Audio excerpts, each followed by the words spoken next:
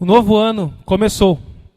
E ainda no primeiro mês do ano, nós estamos em janeiro. Talvez você ainda esteja fazendo metas, planejamento do seu ano. Nós, como igreja, acabei de falar, vamos fazer o planejamento ainda de 2025. E talvez você esteja também fazendo isso. E parece que todo fim de ano, início de ano, nós olhamos para alguma ou algumas áreas da nossa vida e nós dizemos, não, esse ano vai ser diferente. Você já disse isso esse ano? Já pensou? Esse ano vai ser diferente em tal área. Tem que ser diferente. Talvez você já disse isso. Talvez todo início de ano você faça compromissos em diversas áreas. Compromissos com Deus, compromissos com suas finanças, compromissos com a sua esposa, com a sua casa, com o seu trabalho, compromisso de ser um cristão melhor, de querer orar mais, de ler mais a Bíblia, de ser mais parecido com Jesus. Talvez você aceitou o desafio da leitura bíblica em um ano e você está ali se esforçando para manter e ser firme, ou já está atrasado, ou já está pensando em desistir, frustrado por tentar que vai ser difícil recuperar, mas não esmoreça. Alguns mais pessimistas nem aceitam o desafio, talvez pensam, isso aí não adianta, nem vou começar algo que eu não vou conseguir. Assim não vale a pena. E talvez não comece. E dizem que Gênesis é o livro da Bíblia mais iniciado de leitura e menos concluído. Que o pessoal começa e não termina. Mas nós estamos fazendo uma leitura diferente, uma leitura que alterna entre os livros, uma leitura por ordem cronológica dos fatos, né? Uma sugestão de cronologia do tempo. Mas eu sei que semana passada, quem esteve no culto, ouviu sobre um texto de Romanos, sobre fazer uma lista do que vocês não querem fazer esse ano. O mal que eu não quero fazer. Sobre luta contra o pecado. Para que nós possamos fazer o que de fato Deus quer que façamos. Por isso, é muito importante, irmãos. E glórias a Deus pela mensagem de domingo passado. É importante você saber o que não fazer. Quando você sabe o que você não quer, já é um bom caminho. Você já elimina um monte de opções. Quem não ouviu a mensagem da semana passada, ouça. Ela ainda não está disponível, vai ficar disponível amanhã aí no Spotify, no YouTube, você pode ouvir. Mas isso tudo, irmãos e amigos, tem a ver com crescer em santidade. Tem a ver com amadurecimento, amadurecer. Nos tornar mais parecidos com Jesus. E esse ano pode ser o ano do amadurecimento para você. O ano do crescimento, do fortalecimento da sua fé. Um ano incrível de bênçãos junto à sua família, à sua igreja. Faça desse ano um novo ano de verdade e não mais um ano. Lá vem mais um ano. Não entre com um pesar, entre com um entusiasmo da virada, sim, mas colocando no Senhor, Senhor, me ajude a fazer um ano novo na minha vida, diferente. A novidade que muda a vida do homem não está atrelada a um ciclo terreno, à contagem dos dias, mas a uma nova vida que nós podemos desfrutar e ter em Cristo Jesus. E ainda é tempo de analisar, de se consagrar neste novo ano, de andar em novidade de vida. Abra sua Bíblia no livro de Romanos. Os dias vão passando. E alguns erros, talvez pecados, deslizes que você já cometeu nesse início de ano, frustrações daquilo que você não quer fazer, acabam te desanimando. Às vezes até paralisando você e enfraquecendo a sua fé. Mas como obedecer ao chamado de Deus? Como ser santo como Ele nos chama a ser santo? Como viver a nova vida com Cristo Jesus? Viva o novo com Jesus não é só um banner, um cavalete lá na rua. É um convite de Jesus Cristo, do próprio Cristo para você, para viver algo novo com Ele. Mas como usufruir de uma mudança nos meus relacionamentos, no meu casamento, no meu trabalho, na minha vida como um todo? Existem pelo menos 2 motivos para você não conseguir viver em santidade, não usufruir de uma nova vida, numa luta contra o pecado, mas em vitória crescente. Que você olha para ontem, para o ano passado, para 3 meses atrás, e você vê que você está melhorando. Você ainda não é o que você deve ser. como você quer ser, mas já é melhor do que você já foi. Existem duas razões. A primeira, possível, ver se vai funcionar aqui. O primeiro é você não ter nascido de novo. Não ter recebido o amor de Deus ainda. Você acha que é crente, você acha que é um cristão genuíno, mas você vive uma religiosidade vazia. Você não entendeu ainda a sua incapacidade de agradar a Deus e a necessidade de um Salvador que te reconcilie com Ele. Você continua tentando e se esforçando, mas você não crê, não confia em Jesus Cristo como o único capaz de te religar a Deus e de satisfazer a Deus e de tornar você agradável a Deus. Talvez você não entendeu isso.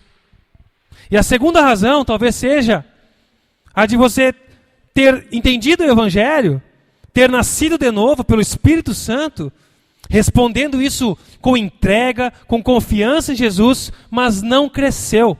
Não continuou uma busca de entendimento, de conhecimento de Deus e da sua revelação na Bíblia sobre Deus. Talvez você pense que agora que você se tornou um crente, é só seguir as regras, é só cumprir regras. Mas lhe falta um entendimento melhor sobre isso. Porque não é sobre regras.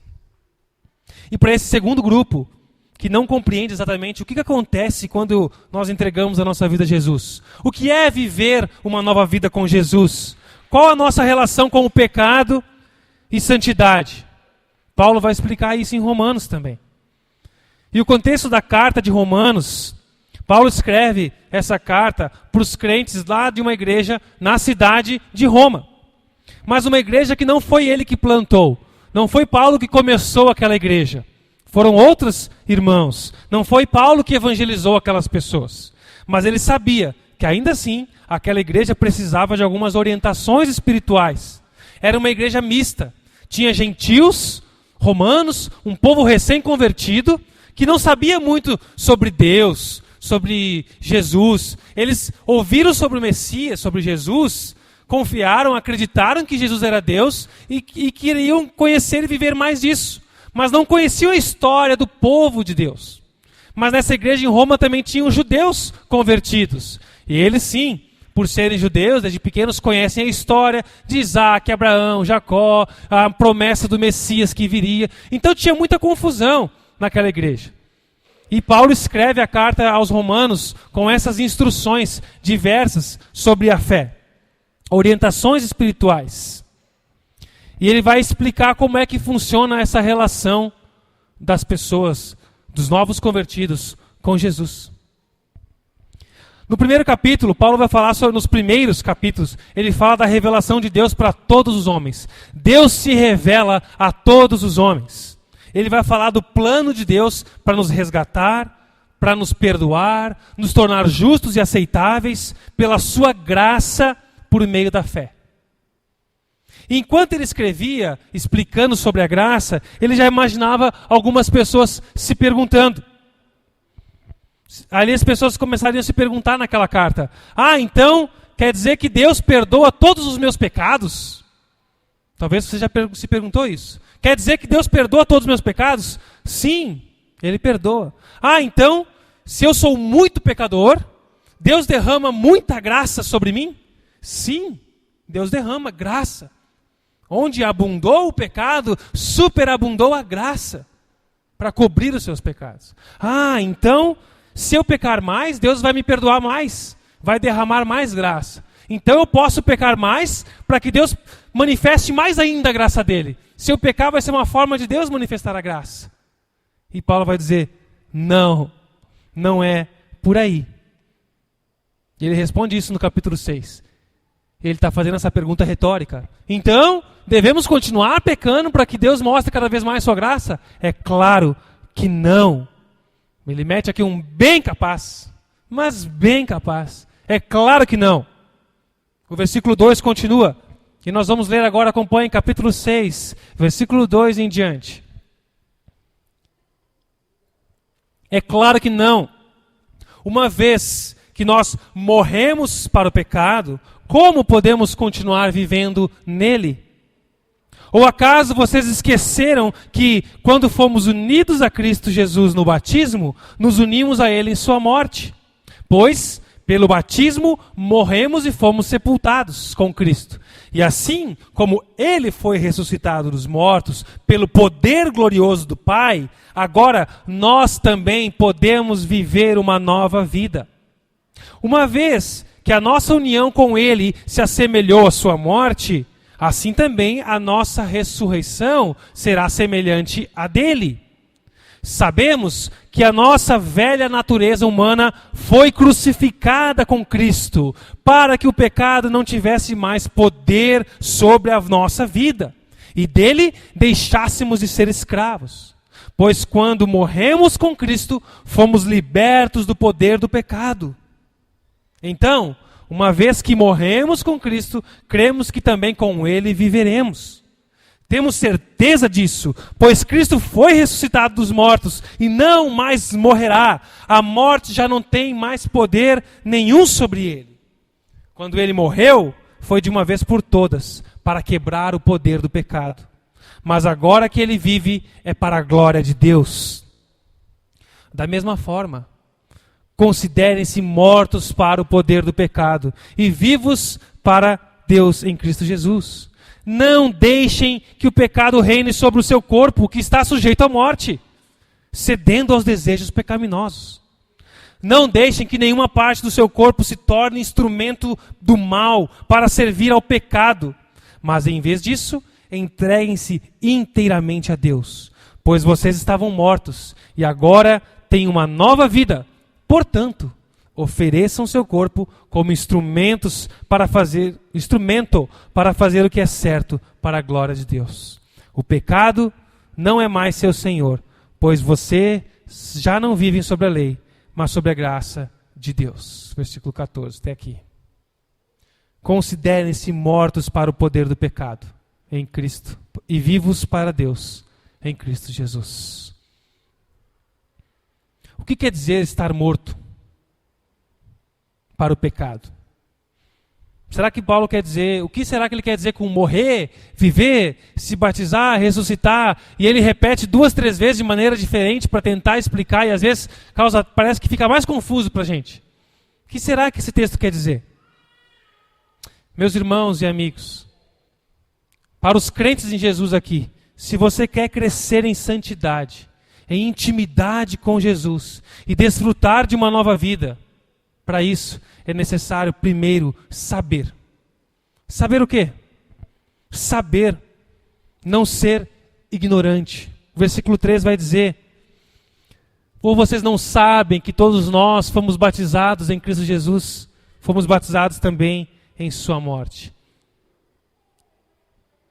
A versão revista atualizada, RA, talvez alguém tenha aí, eu gosto que ela diz assim: por acaso ignorais? Vocês são ignorantes quanto a isso? Não sabem? Se esqueceram, como diz a NVT? Nós precisamos lembrar, saber, não ser ignorante quanto a isso. Mas quanto ao quê? Ao fato de que nós morremos para o pecado e vivemos para Deus. Mas como isso acontece em nós? Como que acontece essa morte e essa vida? Paulo fala do batismo aqui. E o batismo que Paulo se refere é o batismo nas águas. Mas não quer dizer que quem é batizado nas águas é salvo. Ele está falando isso porque naquela época era assim como eles se referiam aos novos convertidos. Porque quando uma pessoa aceitava Jesus e queria seguir, não existia isso de aceitar Jesus, levantava a mão para assistir. Eles explicavam, você crê, você quer seguir, eles criam na promessa: eu quero seguir esse mestre, eu quero seguir vocês, eu quero me juntar a vocês. Não era um apelo como nós estamos acostumados. Isso vem aqui do século XVIII para cá. Por muito tempo não existiu isso. Mas as pessoas que seguiam a Jesus, que se tornavam discípulos delas, eram imediatamente batizadas. E eles se referiam assim: aqueles que são batizados, aqueles que optaram por seguir a Jesus. Ele está se referindo a isso aqui. É uma referência ao que o batismo simboliza. Vocês já aprenderam sobre o batismo. Nós preguei aqui o ano passado sobre o batismo. Que o batismo em si não garante nada. Mas o Paulo está falando nós que cremos em Jesus e nos batizamos como um símbolo de que entendemos isso e queremos uma nova vida, nós precisamos saber que fomos unidos com Cristo, diz o versículo 5.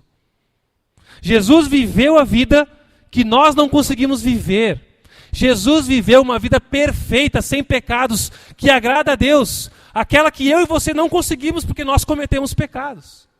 A vida perfeita. E ele sofreu a morte perfeita, sem pecado, Cordeiro Santo, imaculado, sem manchas. Todas essas referências que são pedagógicas para que a gente entendesse que alguém puro morreu no meu e no seu lugar. Alguém sem pecado, com uma vida perfeita, morreu a morte que eu e você merecia. O castigo que traz paz para nós estava sobre Jesus. Ele morreu, ele foi imolado, ele foi torturado. A ira de Deus foi derramada sobre ele para que não precisasse ser derramada sobre você, sobre mim. Para que nós pudéssemos ser perdoados, declarados justos. E os que creem nisso, os que creem que Jesus substituiu a gente, a vida perfeita dele é os méritos para Deus, para mim diante de Deus, e a morte dele é a minha pena paga, os que creem nisso se uniram com ele. É como se nós morrêssemos também na cruz, pagando a nossa dívida para com Deus. Na cruz, Jesus estava morrendo por mim e por você, pagando a nossa dívida. Na prática, nós não participamos do ato com ele. Ou alguém foi crucificado aqui? Nós não participamos do ato, mas pela fé nós usufruímos dos benefícios da sua morte. O versículo 6 vai dizer, nós sabemos, temos que saber que a velha natureza, carnal, pecaminosa, foi crucificada com Cristo, para que o pecado não tivesse mais poder sobre a nossa vida, e dele deixássemos de ser escravos. Com Jesus foi crucificado o velho homem, a natureza humana, para que o pecado não tivesse mais poder sobre nós. A NVI, quem está com a versão NVI ou RA aí, ela traduz ali para que o pecado fosse destruído. Só que não está errado, claro. É isso mesmo o sentido, a tradução da palavra. Mas o sentido da palavra utilizado por Paulo não significa destruir, para aniquilar, eliminar para sempre, mas sim incapacitar, destituir de poder. Como se um rei que estivesse no poder, fazendo as pessoas de escravo, fosse tirado do poder e as pessoas fossem libertas. Aquele rei não morreu, mas ele foi tirado do poder, não exerce mais poder sobre aquelas pessoas. O versículo 7 vai dizer, pois quando nós morremos com Cristo, fomos libertos do pecado. O Deus Santo criou todas as coisas perfeitas, lá em Gênesis capítulo 1 e 2. Mas, por causa de Gênesis 3, a queda do homem, de Adão, eu e você nascemos contaminados pelo pecado. E por isso pecamos. Nascemos escravos do pecado. Então Cristo Jesus vem e morre no seu lugar.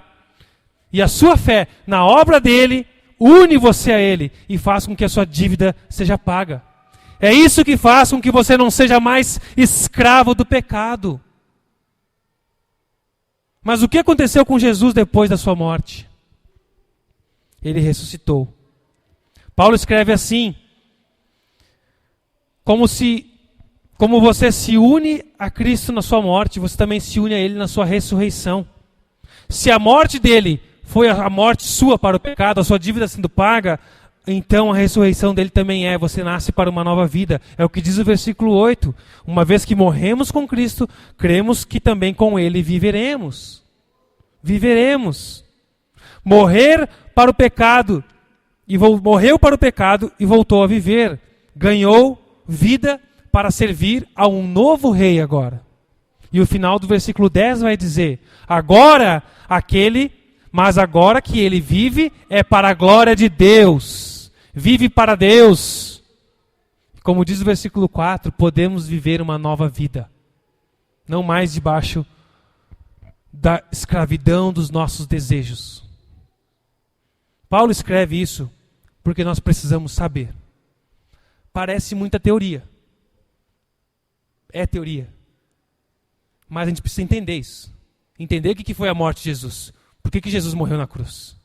Tem muita gente que não sabe. Por que eu preciso de um Salvador? Me salvar do quê? Eu não estou me afogando.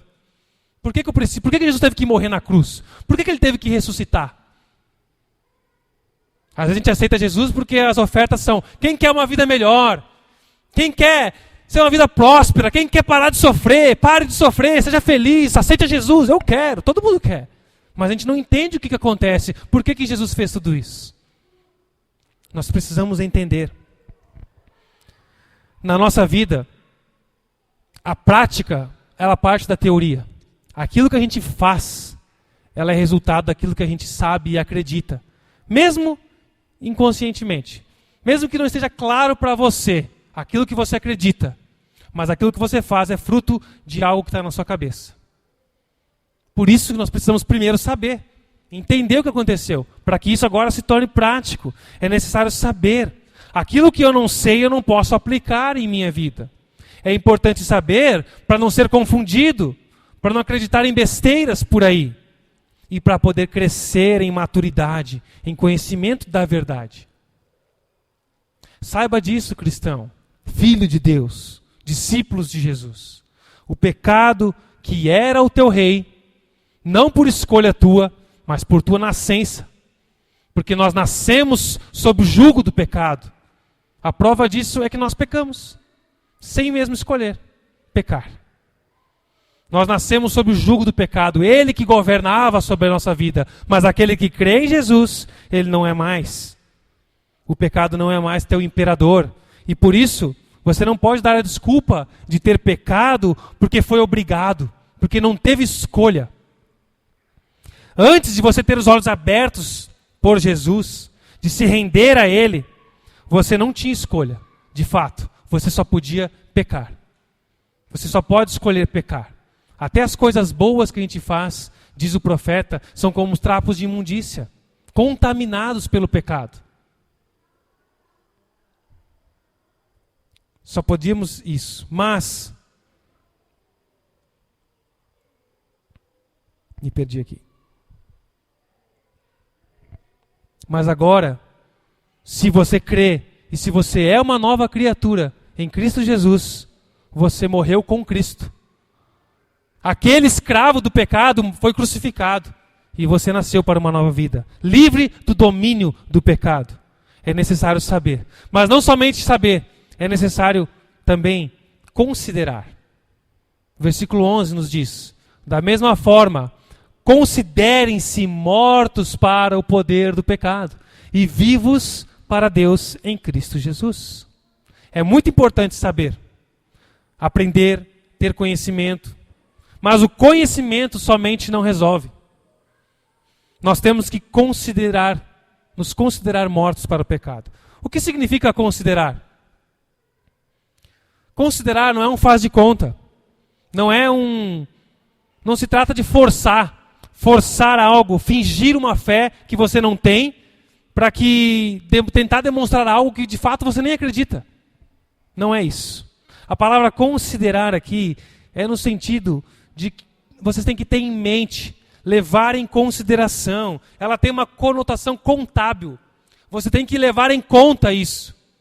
Leve em conta, contabilize este fato. Como entender isso? Como entender isso?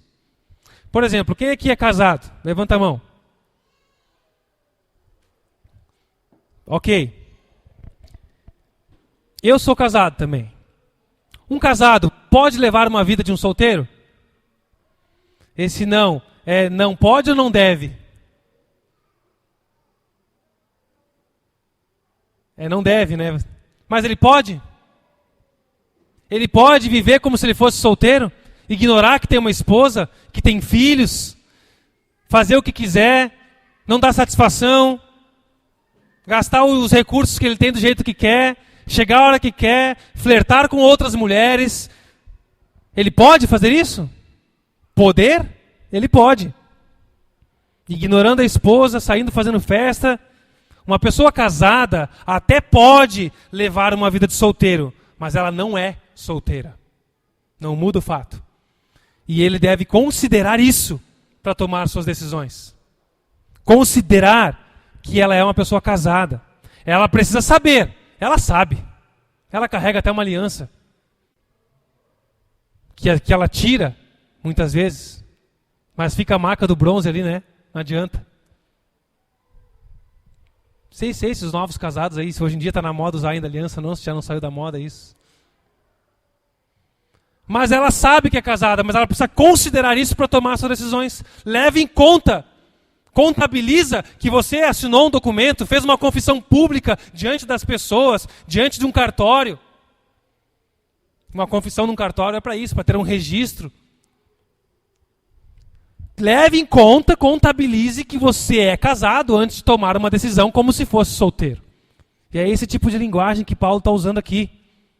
Um cristão que entendeu que ele teve um novo nascimento, que ele morreu para o pecado e que ele tem uma nova vida. Ele pode viver como um não cristão? Até pode. Pode ignorar que ele tem família, tem igreja, tem compromissos, tem um Deus diante dele, que ele tem que ser santo como Deus dele é e chama ele a ser santo. Que o Deus dele diz para não mentir, não adulterar. Ele pode ignorar tudo isso, mas não deve. Não vai mudar o fato. Ele tem que levar em conta que ele é um nascido de novo antes de tomar suas decisões. Antes de assinar um contrato, antes de jogar palavras para uma pessoa, antes de fazer um pedido de oração sobre alguém, antes de fazer uma fofoca, antes de contar uma mentira, antes de ir para uma balada, antes de aceitar um convite, ele tem que levar em conta que ele é um filho de Deus, nascido de novo. Contabiliza isso, a tua nova posição no reino de Deus.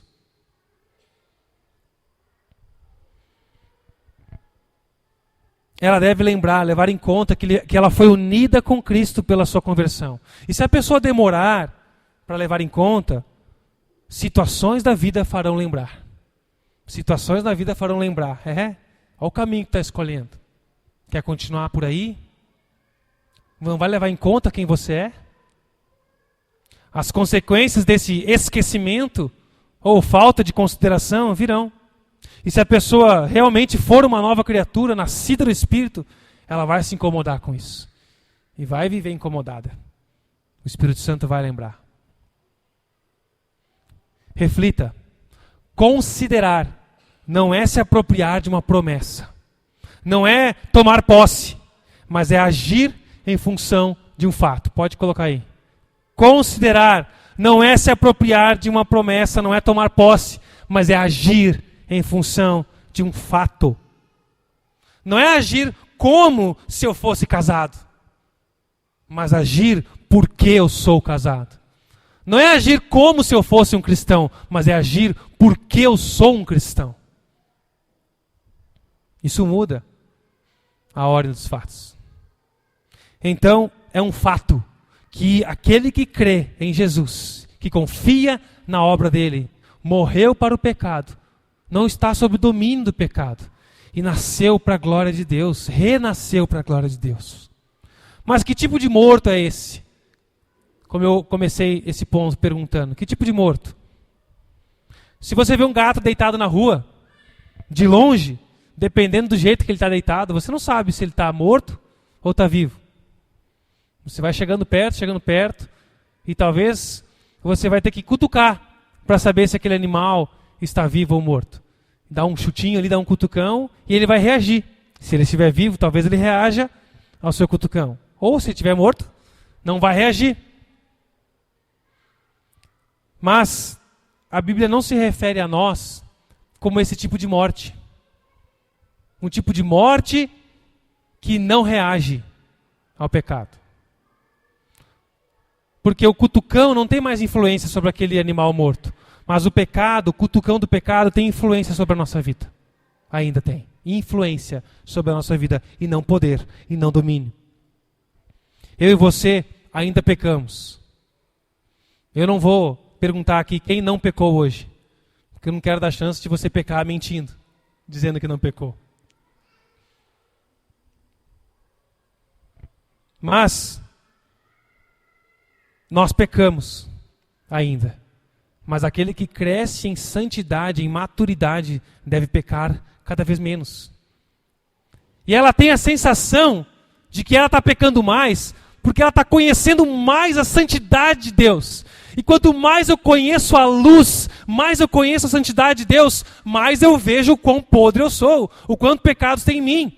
Se eu continuar na escuridão, eu não vou ver a sujeira que tem em mim. Mas se eu me expor na luz da palavra de Deus, eu vou começar a ver sujeira em mim que eu tenho que parar. Nossa, eu nem sabia que eu estava tão sujo assim. Eu não sabia que isso era pecado. Eu não sabia que isso desagradava a Deus. Puxa, é verdade, isso está me incomodando e eu não sabia que era essa pedra aqui no sapato.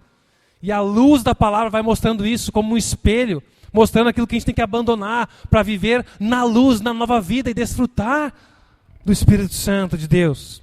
Mas qual é o significado dessa palavra morte, então? Paulo não está falando que nós morremos para essa influência do pecado, mas para o domínio dele. Estamos mortos para a culpa do pecado. O pecado não deve mais arder em você como uma culpa, porque Jesus o levou na cruz. Quem é o acusador que quer trazer culpa para você? Isso é papel do diabo. Ele que joga culpa. E se você se sente culpado, não é Jesus que está fazendo isso. Ele vem para livrar você da culpa, que ele já carregou. Mas nós estamos livres da influência do pecado? Não. E é por isso que Paulo nos orienta a não pecar. Não deixe, o versículo continua, que o pecado reine em nós. Precisamos entender que o pecado, como um rei, como um imperador, ele foi destituído. Morreu dessa forma. Mas a consequência de nós termos pecado tanto, de ter sido escravo, a gente viveu tanto tempo debaixo do domínio desse rei, que a gente só sabe viver assim. A gente sai dali e quer viver igual. A gente é livre, mas quer viver igual a gente vivia debaixo do governo do pecado. E nós precisamos nos submeter a esse novo rei para entender como é essa nova vida. Nós éramos escravos de um rei, mas mudamos de reino. Esse rei, o novo rei, o rei Jesus, como diz Colossenses capítulo 1, versículo 13, ele nos resgatou do império das trevas e nos transportou para o seu reino de luz. Você está num novo reino, num novo ambiente. Isso é salvação, isso é o resgate. Ele que te transporta para o reino do seu Filho amado. Alguns países ainda têm em vigor a lei, a pena de morte. Se você receber uma pena de morte, sabe o que vai acontecer? Você vai morrer. Não no Brasil, né? Deixa pra lá. Se você estiver num país que tem pena de morte e você receber uma pena de morte, você vai morrer. Significa que você está cumprindo a sua pena. E depois de cumprir a sua pena, o que acontece? Nada. Você está morto. Acabou. Você não pode mais viver uma nova vida. Você cumpriu a sua pena. Você não pode voltar depois de ter pago a pena. Beleza. A culpa para o meu crime. Pena de morte. Vou lá cumprir minha pena. Pronto. Cumpri minha pena. Paguei o que eu devia. Agora eu vou recomeçar do zero. Não tem mais essa chance para a pena de morte. Você não pode voltar. Agora já cumpri minha pena, vou viver de novo. Não dá. E a condenação para os nossos pecados qual é? É a morte. Por isso que Jesus leva a sua morte. Porque se você tiver que morrer pelos seus pecados, é de uma vez por todas. Acabou. Não tem salvação para você. Mas Jesus morre no seu lugar. E Ele, porque é Deus poderoso, ressuscita e vence a morte. Em Jesus Cristo nós podemos começar de novo, pois Ele cumpriu a pena, Ele pagou, e a nossa união com Ele faz com que nós paguemos essa dívida e unidos a Ele possamos também ressuscitar para viver uma nova vida no âmbito espiritual e se ressuscitar. E é importante considerar isso para a nossa vida. Isso é irrevogável. Isso não muda, isso não se perde, porque foi Deus quem fez, Deus quem pagou, e Ele quem faz. Ele não erra, Ele não falha, Ele garante isso, Ele pagou. Tetelestai, está consumado, tudo pago. Mas é necessário saber que morremos com Cristo e ressuscitamos para uma nova vida. É necessário considerar, levar em conta que Deus fez isso e Ele nos dá condições de viver o novo com Ele. E agora olhamos para o versículo 12 a 14 e vemos que é necessário oferecer nossa vida a Deus. versículo 12 ao 14 nos diz: não deixe que o pecado reine sobre o seu corpo, que está sujeito à morte, cedendo aos desejos pecaminosos. Não deixe que nenhuma parte do seu corpo se torne instrumento do mal para servir ao pecado, mas em vez disso, entreguem-se inteiramente a Deus, pois vocês estavam mortos, mas agora têm nova vida. Portanto, ofereçam seu corpo como instrumento para fazer o que é certo para a glória de Deus. O pecado não é mais seu senhor, pois vocês já não vivem sob a lei, mas sob a graça de Deus. Amém, irmãos? Paulo não está falando de aceitar Jesus de novo, se converter de novo. Aqui de maneira mais prática mesmo. É uma responsabilidade que é minha e sua. Por isso que Paulo começa no versículo 12 dizendo: não reine. Como melhor se traduziria esse termo é: não deixem reinar. Não é isso que ele coloca na NVT. Não deixem reinar. É uma ordem. É um imperativo ativo. Eu preciso fazer. Não deixe, é sua responsabilidade. Eu preciso impedir que o pecado reine em mim, porque Deus já me deu essa condição. Muito se discute sobre qual é a minha responsabilidade na luta pela santidade. O que eu devo esperar de Deus e o que eu devo fazer. Talvez você já deve ter ouvido: você precisa parar de lutar com suas próprias forças. Entrega para Deus, confia em Deus. Será que isso é uma mentira? Não é mentira. Mas não é sentar e esperar passivamente. Vocês conhecem bem a agricultura. Da nossa região aqui, todos têm contato. Um agricultor não consegue fazer com que as sementes que ele plantou germinem. Ele não tem o poder de escolher a hora, o momento de fazer com que aquela semente germine, cresça e frutifique. Ele não pode escolher a hora que vai chover, na quantidade exata que ele precisa, mas ele depende desses fatores que ele não controla. Ele depende de Deus. Por outro lado, ele sabe bem que se ele não plantar, se ele não fertilizar bem, se ele não cuidar bem, se ele não observar as estações, as épocas, observar o solo, todos os devidos cuidados e esforços, ele também não terá uma boa colheita. Por isso, eu preciso me esforçar, fazer a minha parte, fazer tudo que está ao meu alcance. E Deus faz o que eu não posso controlar. E em relação à nossa santidade, Ele já deixou claro o que Ele quer. Lá em 1 Pedro capítulo 1, versículo 16, Ele diz: sejam santos, porque eu sou santo. Toda analogia, comparação, tem suas imperfeições e limitações. Mas vocês estão entendendo o que eu estou falando? Eu creio que sim.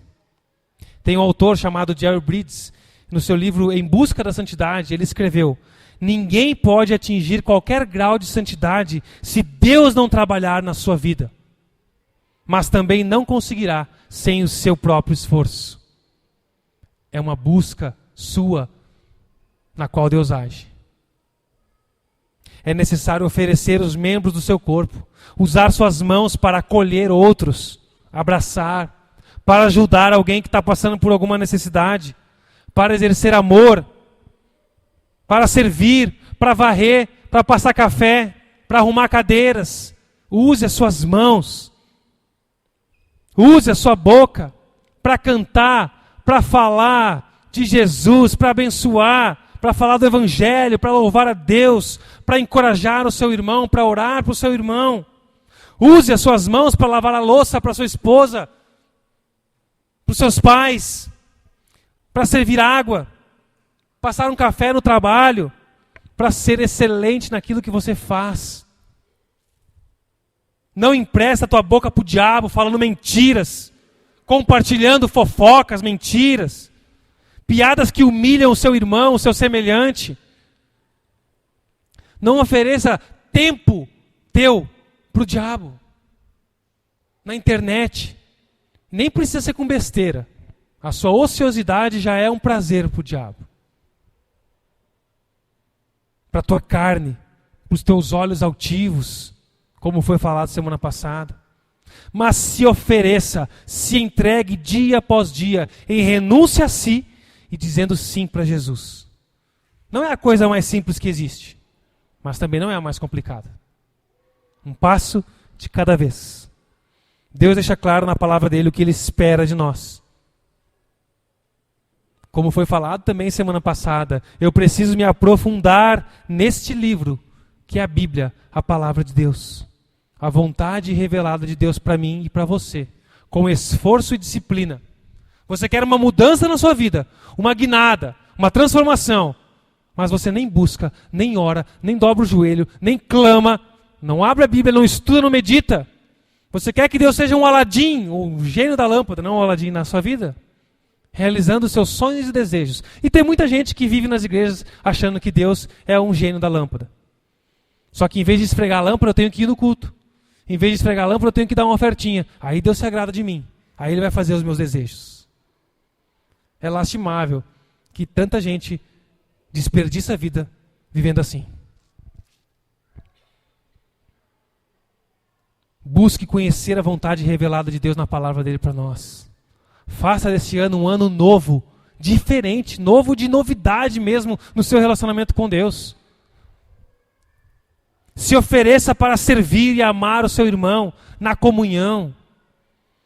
Deixe o Espírito Santo operar em você. É necessário saber que Cristo morreu pelos seus pecados e nós morremos junto com Ele. Esse preço foi pago.